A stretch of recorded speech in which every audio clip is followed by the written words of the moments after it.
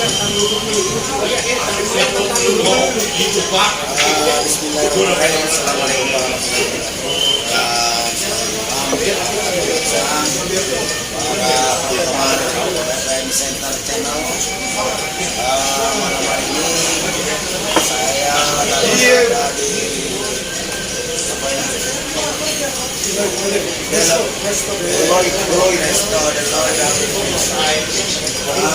di daerah Bogor. Saya ditemani abang dan kita, Bang Nurlakong. Bagaimana kabar, Bang? Ditemani Bang.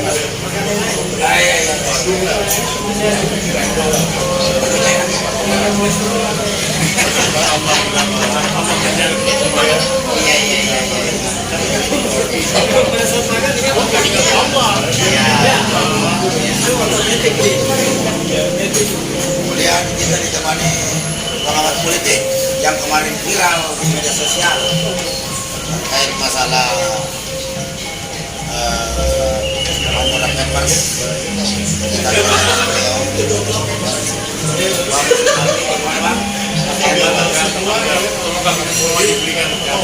Allah SWT dan bangsa ini segera keluar dari amin. Ini kita ditemani oleh Bang Jaya Mantap. Beliau admin di Madura. Apa itu Madura, Bang? Mari bela urusan rakyat dan negara. Waduh, mari bela urusan rakyat dan negara. Jadi kalau pemerintah tidak maksimal membela rakyat harus membela dirinya sendiri. Oke. Memang akhir-akhir ini yang ramai di media sosial ini memang Bapak Menko kita ini, Menteri Segala Urusan ini mana-mana selalu saja muncul di media segala urusan, mulai dari urusan politik, urusan penanganan COVID, urusan infrastruktur, pokoknya urusan macam-macam. Jadi memang end of the year tahun ini sepertinya karena perlu bisa panjangkan ya. Nah, kira-kira menurut Pak Muslim, apalagi kegiatan akhir-akhir ini terkait masalah Pak Menko kita yang Menko Segala Urusan itu? Ya, silakan Pak Muslim. Baik, Bismillahirrahmanirrahim.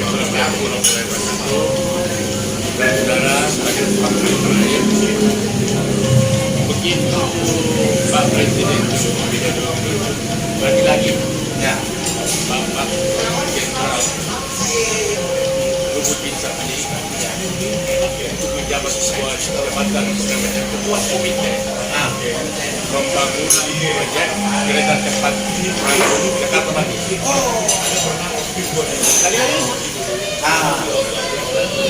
Ini jangan bengong-bengong. Ada apa hubungan antara Pak Presiden dan Presiden? Sehingga dikit-dikit apakah ada lagi? Ini seolah-olah 200 juta Indonesia negara. Ya kan? Logikanya kan begitu. Jadi di masa Pak Jokowi hanya ada satu tujuan doang. Ada apa? Itu yang apalagi dari beliau kan? Dari beliau itu urusan investasi. Kalau udah nggak sampai urusan kereta itulah masalah. Karena kereta ini kan hanya oleh pimpinan ya. Kemarin kan Pak Jokowi sekarang tidak jalan itu yang ganti lagi kan. Masa sebuah proyek itu ya kan pembangunan kereta cepat yang menggunakan APBN dari anggaran 6,8 triliun membuka menjadi 113 triliun. Ini negara tidak rugi negara ini. Jadi negara belum mendapat keuntungan sudah membangun ya kan? Dan apakah tidak bernasib seperti bandara itu ada di Majalengka ya terjadi atau kereta cepat yang KN Train. Nah, ada di Palembang. kalau misalnya nilai proyek sebesar itu, jangan sampai nanti kerja cepat ini malah bukan konsumsi untuk publik, tapi dia berbayar mahal nanti kita bisa mau. Nah, itulah masalahnya. Dan jadi Jangan sampai karena kita ingin bagaimana naik kereta dan cepat dengan biaya murah, malah nanti lebih murah lewat jalan tol, lewat darat. itulah masalahnya. Ini jadi kita berkata, ini proyek kereta cepat ini proyek cepat. Padahal jelas ini BUMN, ya kan, tapi kemudian hanya mengganti pimpinan, ya kan. Lalu kemudian ini persoalannya adalah menjadi tanda tanya kenapa begitu terjadi pembengkakan anggaran hampir 2 kali lipat dari 68 triliun menjadi 113 triliun. Iya, kayak COVID aja ya. Nah, Kalau COVID berkali-kali. dan kemudian menjadi pertanyaan, kenapa lagi lucu? Memang nggak ada lagi menteri yang lain? Iya. Memang nggak ada lagi Biro yang lain? Saya menduga, jangan-jangan anak bunga khusus. Antara ada dulu yang Pak Luhut. Konon dari berita-berita, ya kan, ternyata orang dua ini sudah lama bekerja sama dalam proyek-proyek mempunyai perusahaan-perusahaan kerja. Jauh sebelum jadi presiden. Jadi kalau jadi jangan memang negara ini hanya menjadi alat orang dua itu untuk memperkaya diri. Kan bisa jadi kan? Iya, apalagi sudah ada isu Pandora Papers kemarin kan. Pandora Papers. Ya, di nama Luhut, Iya. Erlangga, Itu nggak lain lagi. Namun disayangkan sampai hari ini Presiden Jokowi masih diam Ah. bahasa. Tidak ada statement. Tidak ada statement, tidak ada pernyataan. Padahal jelas-jelas kalau ada rakyat yang menghindari pajak atau korupsi itu langsung bisa dikenakan saja. Iya, pelanggaran Pelanggaran bisa dianggap sebagai kejahatan. Iya. Kalau menghindari pajak, pengembang pajak bisa kena hukum dia. Kenapa? Presiden apa boleh ada orang yang membuat hukum di negeri ini? Jadi menjadi pertanyaan, kalau sampai Presiden Jokowi tidak menindak padahal di negara lain, ya kan, itu menjadi persoalan besar ketika nama seorang pejabat itu masuk dalam pengambilan. Ya, contoh seperti di Pakistan saja, itu langsung, ya kan, Presiden Pakistan itu memerintahkan musuh, kan gitu ya. Nah, begitu juga saya di Mesir, ya kan, Presiden Sebastian Bani Bendera itu jelas mau dimajukan dan yang lain-lain. Lah, kenapa di sini Jokowi cenderung mendusung jadi bahasa? Pertanyaan apakah jangan-jangan uang Pak Luhut yang disimpan di sini seperti Romo Jokowi? Kan bisa jadi. Nah, kalau itu biayanya kan 22. Nah, Ini dolar. iya. Nah, juga di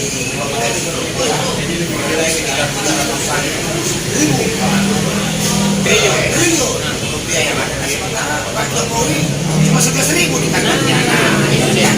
Apakah 11.000 itu termasuk uang yang disimpan di situ? nah itu. Nah, menurut Bang Akom, seperti apa Bang? Pak Darmadi, situasi bahwa hari ini Indonesia serba lumut ini. Cerita ulang. Dulu zamannya sendiri ada namanya beril bersih. Ketika mana-mana menyiapkan prestasi. Aceh selesai, Ambon selesai, Lombok selesai,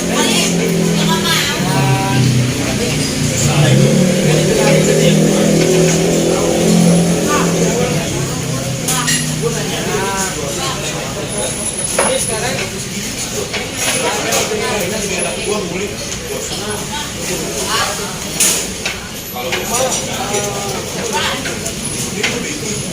kalau dulu Indonesia juga malah itu menjadi hubungan yang sudah mesra. Pada akhirnya kita berpisah karena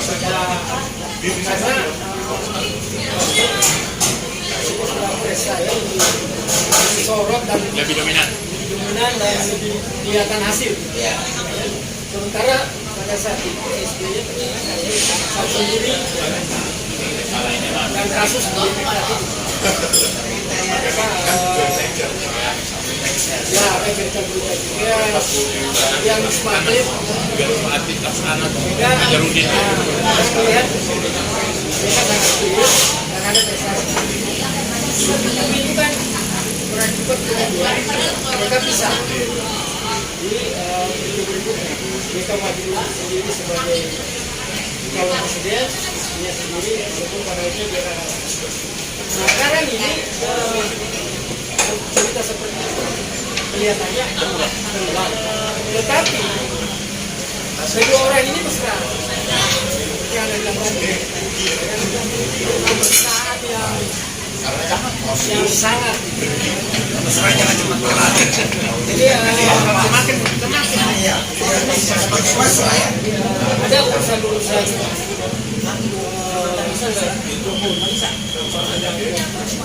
anak dan waktu yang calon wali kota di kota Solo menurut kabar kita itu sukses dengan Luhut. Jangan salah, PPKM juga itu sukses karena Luhut. Dan sebelumnya itu kan diganti kan ikut penanganan ketika. Sekarang ini kelihatan berubah. Mungkin karena itu juga. Jadi saya melihat ini ada positifnya. Karena melihat ada hal-hal apa, somehow. Saya melihat itu memang saya selain dia Jokowi merasa safe secara politik, Luhut dianggap bisa mengamankan kepentingan, harapan kan seorang presiden Jokowi kan. Nah ini ada tadi bilang soal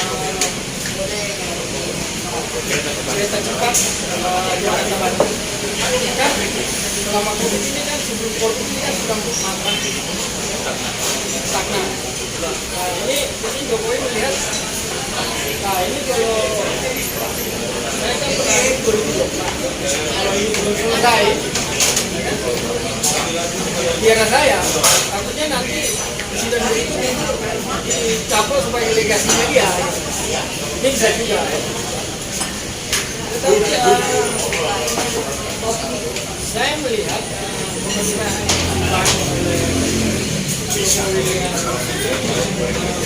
kalau itu semoga kemarin kita dikagetkan. Orang akhirnya kan berpikir yang Anda bilang tadi, yang menghargai investasi baik di sektor politik maupun di ekonomi. Kalau mereka memang dari dulu memang mereka berkawan begitu bisnis, kemudian sekarang mereka sama-sama menjadi penguasa dan bisa dinaikkan kapitalisasi daripada oleh itu memang benar.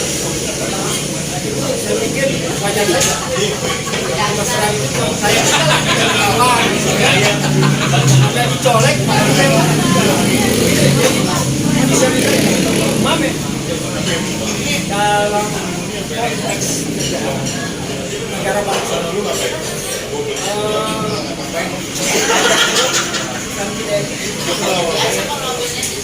Karena begini, kenapa selalu harus banyak orang yang sangat banyak dan tidak dikaitkan dengan cara. Ya, kasus dengan LBH ini kan masuk. Mereka tuh dibuktikan itu.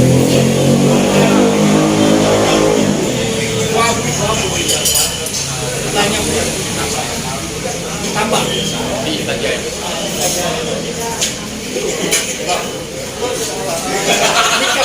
Sulawesi Mahera bukan yang sempat pembunuhan ya kan di Papua itu tidak lepas dari bayang-bayang seorang muslim.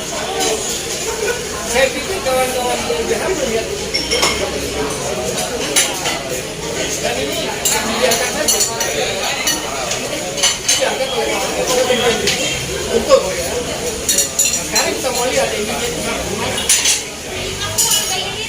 saya pikir kita ya sebagai bangsa, sebagai orang yang kita nggak bisa ya. Jadi ada kemarin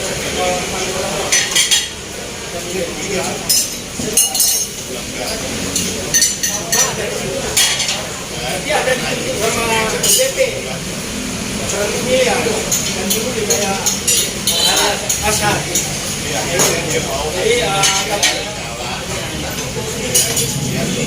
kita melihat persoalan ini dialektika itu harus kita paham. Jadi ada dialektika kekuasaan yang memberikan pengaruh kepada rakyat, memberikan ada itu harus kita tidak luas. Jadi bukan hanya kekuasaan istana yang membuat dialektika. Kemudian kita atur oleh rakyat, tapi rakyat juga harus membuat dialektika. Jadi kekuasaan, biar itu sehat. Tapi kalau saya lihat ini, jangan-jangan turun lagi investasi, investasi belum. Ini jangan-jangan ada urusannya mempersiapkan mutasi dan semuanya Calon presiden, amunisi buat calon dia menjadi presiden. kemarin sudah Kemarin ada siapa tadi yang DPR itu melawan presiden. Mungkin kita adalah MPP nanti akan mengamankan semua pelanggaran Jokowi lakukan termasuk presiden. Kita wajar amankan posisinya setelah tidak menjabat lagi apalagi sudah kaya kan. Nah itu bisa Ya, jadi begini. Kalau kita lihat misalnya berbagai pelanggaran akan menjadi ancaman impeachment.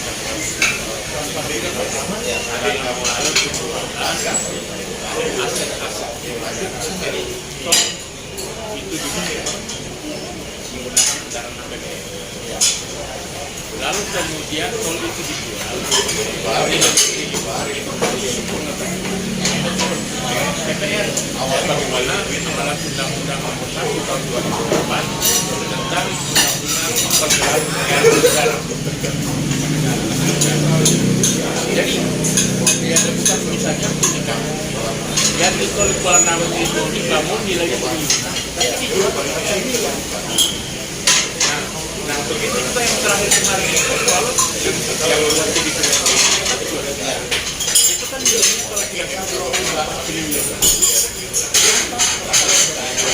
Sedangkan itu penjualan ini kepada bisa asli di dalam ini kan membayarkan ke orang kita. Jadi jelas melanggar apa namanya peraturan. Nah, bisa juga ada ancaman itu tadi, tapi dengan benih dulu kan seakan-akan benih dulu bisa aman di balik itu. Jadi kita juga di masa Jokowi ini yang mengamankan dia itu loh. Kalau misalnya tanggal Jokowi senang, kalau Jokowi berkomitmen untuk memberantas korupsi, mafia pajak, jangan berani dong. Tapi dibuktikan pada publik bahwa memang yang merilis pada level itu beda-beda internasional 117 itu internasional yang punya kapasitas juga bahwa bagian penyelidikan itu dilakukan beberapa bulan, jadi tidak sembarangan menunjukkan pada seperti ini. Di sini ada banyak nama, kita tidak menunggu nih Pak Jokowi ataukah dana-dana yang ada di pada pos ini patut diduga untuk biayai investasi yang berproses. Makanya mereka ini sedang syuting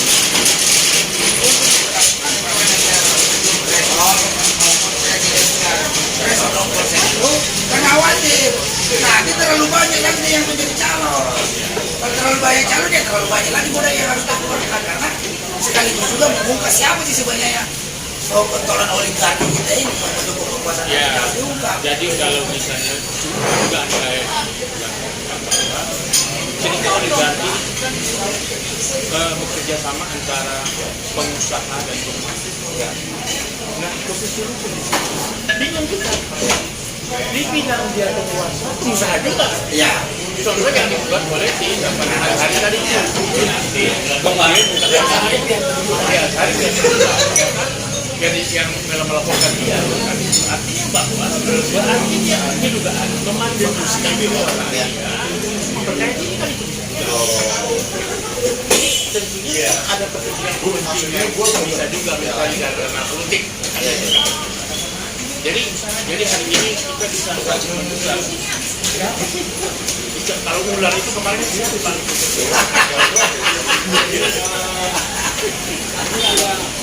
Ada harapan 2024.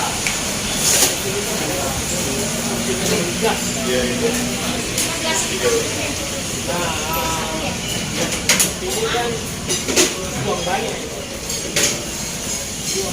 Selain itu uang, uang dia tuh uang.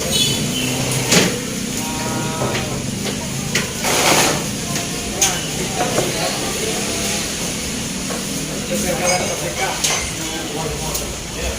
Terkait kemarin siapa ya? Jenderal pejabat kita ini satu hal yang katanya sidang kedua ini manusia membuat kita miris.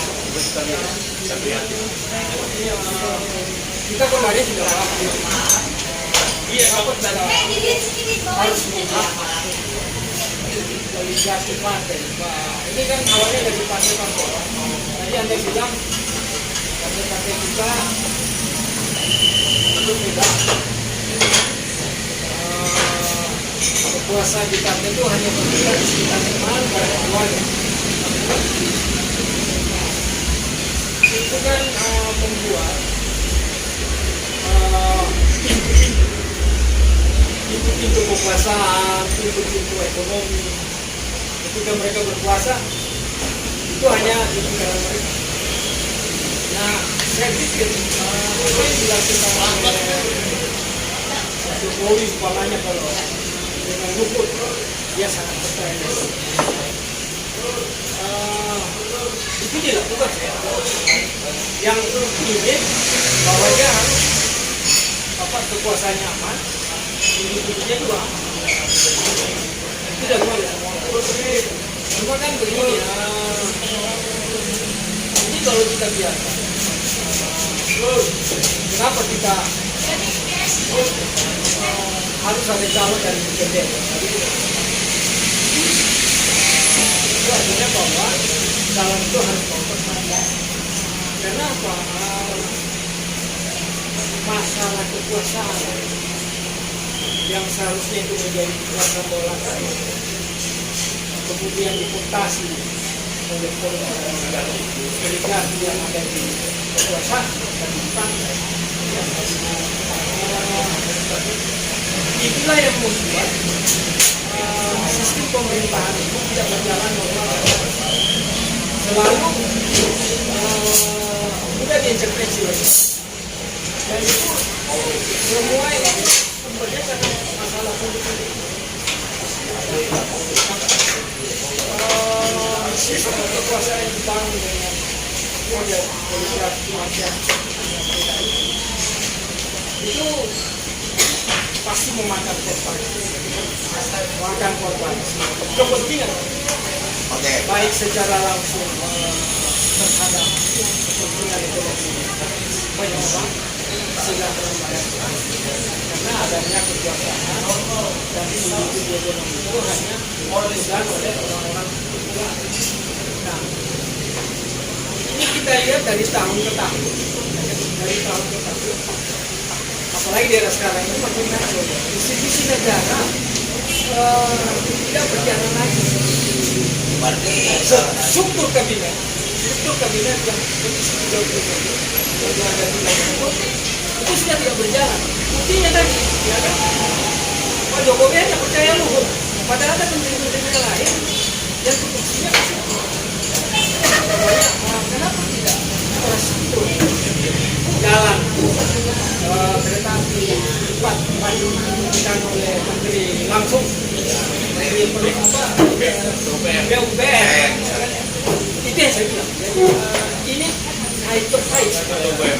Ibarat betapa Ya men. atau betapa rusaknya ini sistem perencanaan pembangunan kita itu dengan politik, ekonomi, hukum akibat oligarki dan korupsi ya. Mungkin juga ada begini, ada merajalela. ada anunya dengan ini. Kita tidak kalau itu kan ada konsepnya beberapa. Nah saya dengar katanya salah satunya. Tetapi kalaupun ada konsep yang jelas, tapi struktur dan sistem juga juga tidak.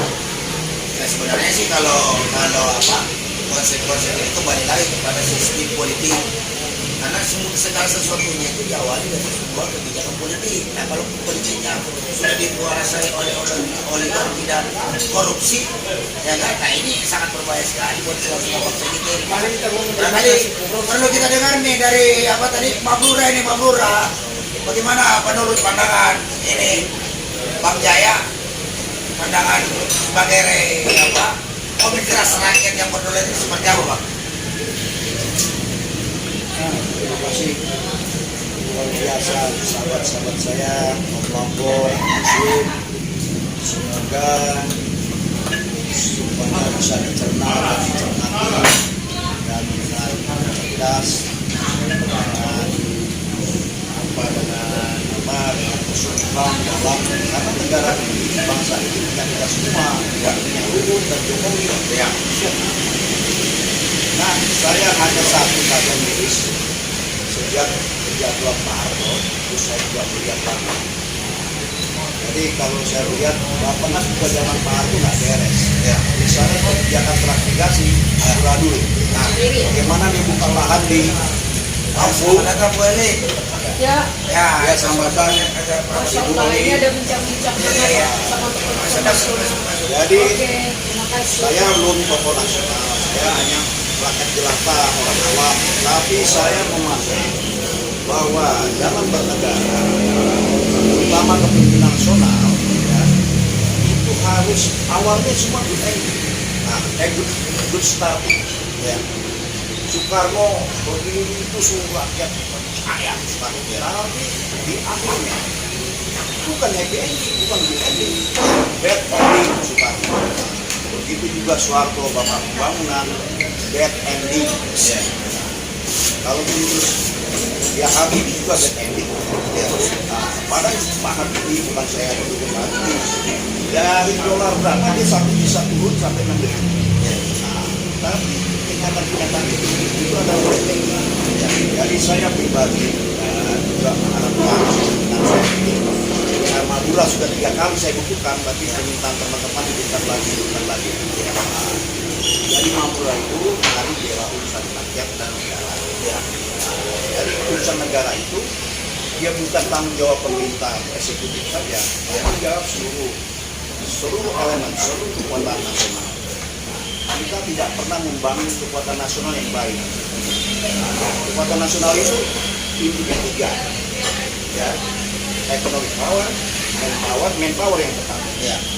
Jadi kalau man-nya lemah, makanya kan Bung Karno suka bahulah jiwanya, bahulah badannya. Jadi buat apa dengan infrastruktur yang hebat-hebat, tapi manusia on katanya kata Pak Presiden PKM ini, on katanya gitu kan ya. Jadi rakyat harus diperkuat. Nah, kalau rakyat kuat, rakyat modal utama dalam berbangsa dan bernegara.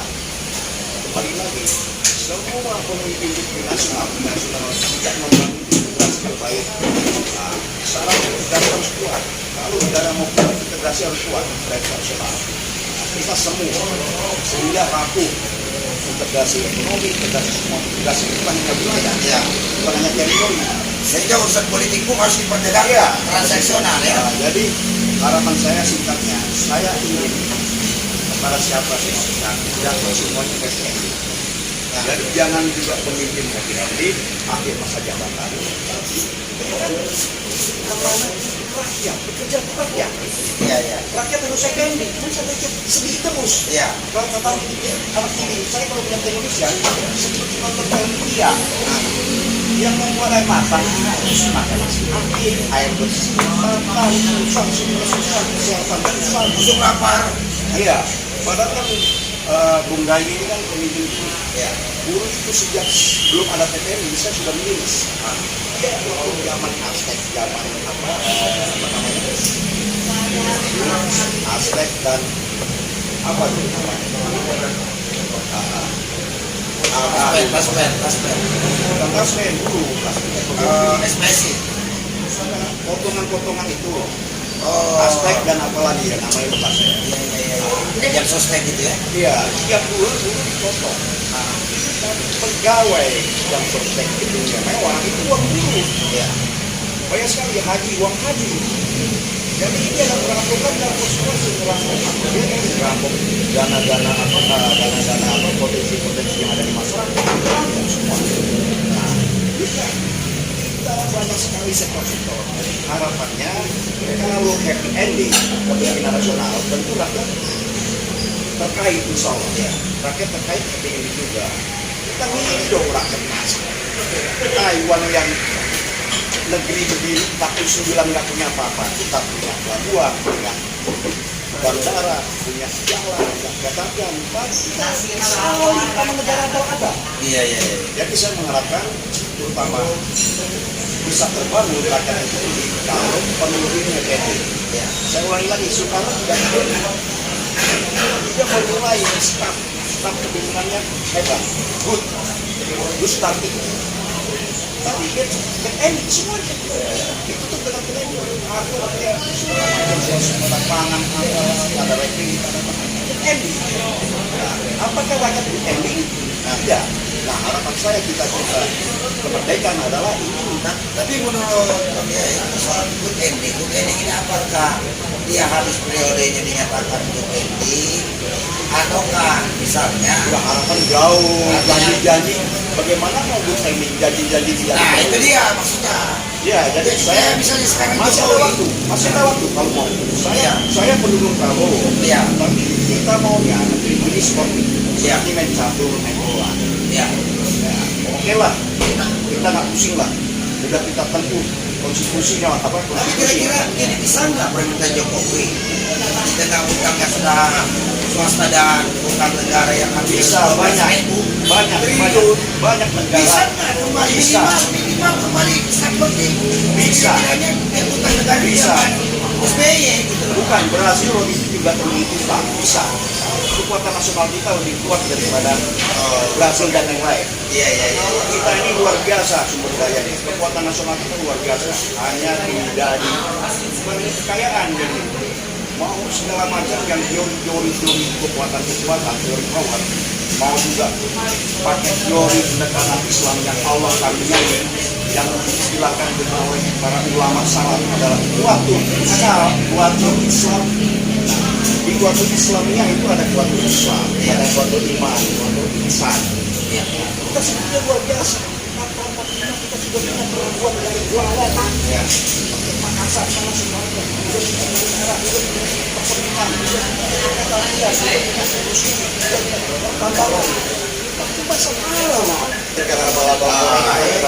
Oke. Substansinya misalnya adalah saya mengharap kepimpinan nasional siapapun yang sekarang yang akan datang hendaklah memperjuangkan good ending. Tentu good ending bukannya pemimpinnya aja, tidak bagian. Kira-kira gitu. Ini analisa kampungan. Iya, baik. Ya, terima kasih. Selanjutnya nih Pak, dengan situasi yang cakup atau tinjau politiknya, apakah dengan isu amandemen ini dari parlemen serta presidensial threshold 0% itu, ini membuat jalan oligarki kekuasaan ini. Ataukah ada embel-embel kepentingan lain dari kekuasaan misalnya seperti isu 3 periode Ini saya atau misalnya saya komentar ini. Jadi masalah oligarki sah-sah aja dia menyokong politik, tapi setelah itu misalnya pilpres di Amerika, ya kan dia tidak hanya berkorek bergabung 100% kepada kepentingan muda. Katanya ada lobby Yahudi di Amerika, ya kan? Tapi mereka punya intervensi. ya mana pedal yang kuat. Jadi artinya rakyat tetap disambungin, orang-orang pengangguran, orang-orang melahirkan gratis kalau punya, ya, pendidikan gratis, ya. Kita bisa, insya Allah bisa. Nah, oke. Kalau misalnya ini ya, jadi Bunda ini, kita nganggap Carut Marut tidak bisa diselesaikan. Kereta api Carut Marut, orang ya. Ya, sekarang Ada tak bagi pada kumpul ya. Allah Akbar. Allah Akbar. Masuk. Kami gabung ini kepada Allah semua. Ya, sebentar lagi ya. Semua bisa datang pejuang bangsa.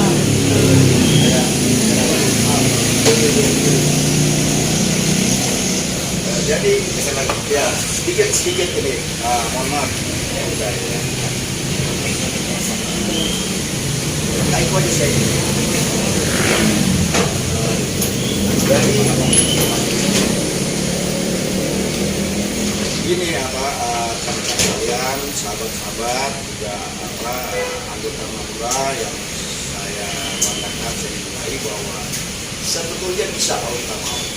Kereta api itu cukup mau, selalu banyak kalau sudah musim libur kadang WC pun tempat ini. Orang Donald berhasil menata. Nah ini kita legislatif dari apa? Jangan Jakarta. Bingung dulu nih. Iya. Waktu itu bingung tuh. Cuma pakai. Oke Bang. Tadi pertanyaan saya bagus. Tadi masalah oligarki itu seperti apa tinjauan Bang Muslim terkait masalah isu presidensial maupun parliamentary threshold 0% itu sehingga dapat mempengaruhi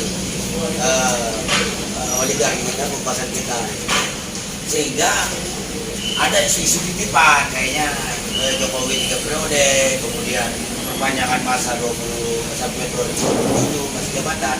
Itu godaannya luar biasa loh, apalagi di parlemen kan jadi juga demikian. Bang Muslim seperti apa? Ya. Seperti itu. Jadi Ya sebelumnya kita coba sekarang dari mana aja Bang? Dari mana nih? Muter mana nih? Aduh, dari tadi ditungguin. Iya. Berjalan-jalan sama istri. Oh gitu. memang kadang-kadang Kang Egi ya, semoga bahagia selalu dan semoga selamat bahwa Tuhan untuk tetap menyuarakan kebenaran dan Kita ini lagi bicara. jadi begini Bung Rai, persoalan oligarki ini memang ini dibilang hantu tapi ada titiknya. Iya. Kenapa ada titiknya? Artinya berpendidikan kita ini memang salah satu faktor yang dominan suara oligarki. Ya. Oligarki itu kan bermain tingkat elit saja. Ya. Jadi misalnya permainan oligarki diantaranya. Ya. Tiba-tiba ujung-ujung ingin perpanjang masa jabatan presiden menjadi 2 tahun. Nah, lalu kemudian kalau presiden diperpanjang, terus bupati kepala daerah akan diperpanjang juga. Ya. Apakah anggota dewan di DPR, kabupaten, provinsi juga diperpanjang juga? Apakah kemudian DPR pusat juga diperpanjang juga? Ya. Ini idenya. Ya. Ya kan?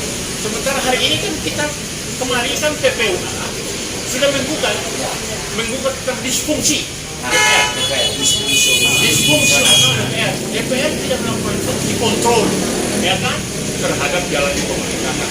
Misalnya kemarin itu kita review kembali bahwa Jokowi kan mengklaim punya uang 11.000 triliun. Ya. Ya kan? Terus uangnya mana? Pengutang dulu. Ya. Dan utangnya sekarang ini sudah mencapai buka yang mengatakan 12.000 triliun. Digabung dengan Nah, swasta ya. swasta. Ini kan sudah melanggar undang-undang keuangan. Kan itu masalahnya. Besok jadi impeach. Ya kan? Satu. Nah, DPR tidak jalan. Jadi yang kedua, Menteri Keuangan Sri Mulyani mengatakan bahwa nanti akan kita akan membayar bunga utang itu 2022 itu 405 triliun. Itu didapatkan dari hutang juga. Iya. Nah, sementara berhutang seperti itu kan harus minta persetujuan DPR. Iya. Hari ini kan tidak pernah ada. Berarti bahwa permainan oligarki tadi itu perpanjang itu rakyat tidak menghendaki itu. Rakyat itu menghendaki bagaimana rejim ini menata ekonomi secara jelas, ya kan, segera keluar dari pandemi, ya kan, kemudian pertumbuhan ekonomi itu betul-betul bukan angka direka-reka, kan begitu, ya kan. Nah, kemudian juga masalah kedaulatan pemerintah. Hendaknya Mahkamah Konstitusi itu sekali lagi, ya kan, jangan mengikuti kemauan oligarki tadi yang inginnya 20%, ya kan, padahal 20% itu jelas-jelas itu bukan keinginan untuk menegakkan kedaulatan rakyat. Rakyat maunya itu pemilihan parlementer para 0%, sehingga Bang Egy, Bung Lapo, ya kan, Bang Jaya, semuanya siapa saja, ya kan, punya hak yang melihat negeri ini karut-marut. Oh, saya punya konsep demikian. Saya punya masalah. Saya mimpi Indonesia tidak bisa seperti ini. Siapapun berharap calonkan. Jadi jangan kamu dikuasai oleh yang sekarang terjadi Harun Masiku sampai hari ini tidak jelas. Ya kan, gitu. Ya kan? Bawaslu juga. Bawaslu. Jadi stempel aja. Saya dan Bung Egy ini ketika Pilpres 2019 kami memprotes tentang 17,5 juta DPT ilegal. Nah, Di Bawaslu. iya. Bahkan di Mabes Polri sekalipun dengan saya minta turun ignore, menolak itu semuanya. Jadi kita berpikir bahwa ini betul-betul jadi seakan-akan ini sudah oligarki yang bermain lagi. Jadi itu apakah berpanjang kekuasaan, apakah amandemen, ya kan? Jelas-jelas ini adalah kemauan segelintir di oligarki. Bung Muslim, apakah di negara-negara demokrasi yang langsung itu misalnya Amerika dan lain, apakah itu oligarki tidak bermain di sana? Kalau menurut saya bermain. Bukan, begini, iya, cuman mereka punya aturan. Contoh misalnya dulu James Riyadi itu menyumbang ketika pilpresnya Clinton, lalu kemudian dihukum itu, apa urusannya? Kan itu masalahnya kan. Jadi maksud kita begini, oligarki itu kan kita sudah tahu kekuatan modal dan kekuatan politik, kekuatan ekonomi dikendalikan oleh segelintir orang. Tapi masyarakat ke bawah itu nggak merasakan, itu masalahnya di situ. Justru kekuatan kekuasaan yang Kekuatan itulah oligarki itu bermain. Nah, ini kebetulan nih Bang Egy dan sini. Kita minta statementnya nih terkait masalah ada di sini bicara masalah proyek kereta cepat. Lagi yang ketuanya Luhut, gitu kan. Terus kemudian namanya Luhut muncul di Pandora Paper, kemudian penanganan KPK melemah, kemudian DPR fungsional, ya kan. Terus masih banyak janji-janji Jokowi yang belum terrealisasikan.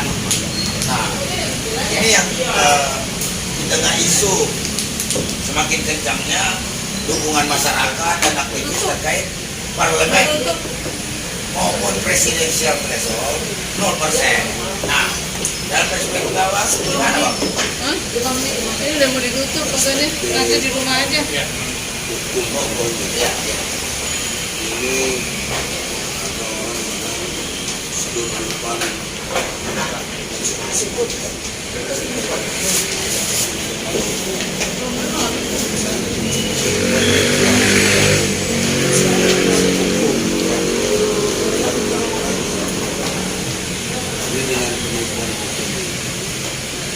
yang melakukan itu harus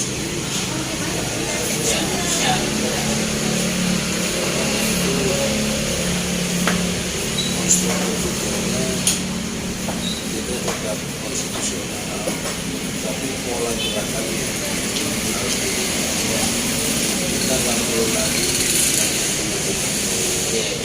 sama problem serius. Kalau nunggu lama ya itu juga nggak cara, karena ulamanya nggak memberikan Malah kebanyakan tausiah sama. Banyak yang ulama. oleh karena itu logika Boleh lama. tanpa ulama dalam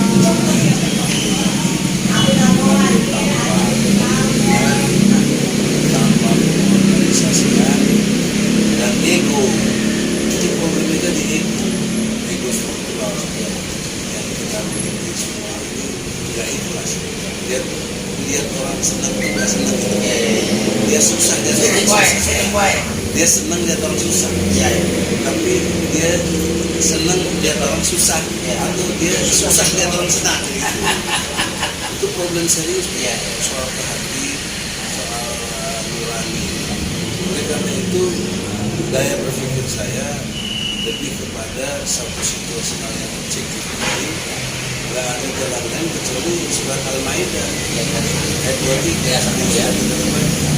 serbu, cuma pola serbunya tadi kita tetap dikendalikan secara konstitusi. Apa konstitusi itu? Kedaulatan rakyat. Ini kita harus kedepankan. Jadi bagaimana wujud kedaulatan rakyat dalam bentuk gerakan. Jadi tiga hal tadi itu, jadi nggak ada ditangkap, ada pemimpin. Nggak ada yang bisa disalahin karena nggak ada yang mengorganisasi. Nggak ada juga ego. Nah, kita ikhlas lah. Kalau si Fulan memang harus naik jadi presiden, dialah jadi presiden. Tapi ingat track record. Ingat track record. Jangan sampai nggak ingat track record. Karena itu yang terpenting. Soal 3 periode itu kalau lihat track record saya nggak percaya dengan Jokowi. Karena beda. Itu logika konstitusional juga. Saya menggugat cara-cara konstitusional tetap saya pakai.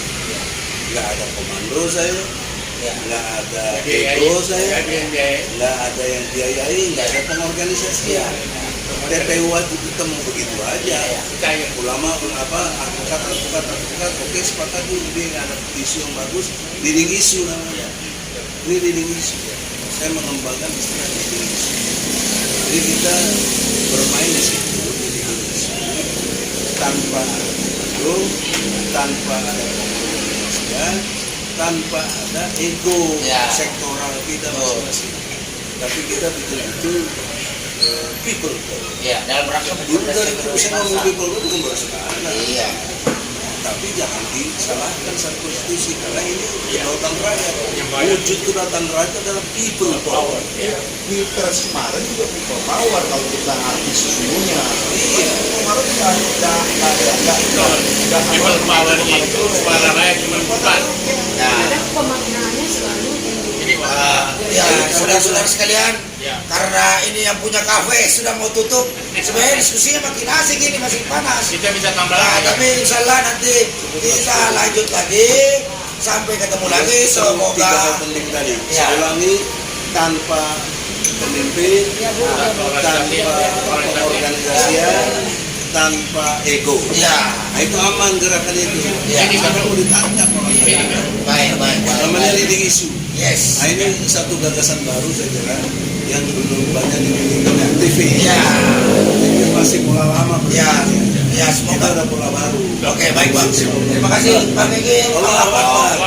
Seven, cerdas, berani dirikan. Sampai ketemu lagi. Assalamualaikum warahmatullahi wabarakatuh. Hidup rakyat.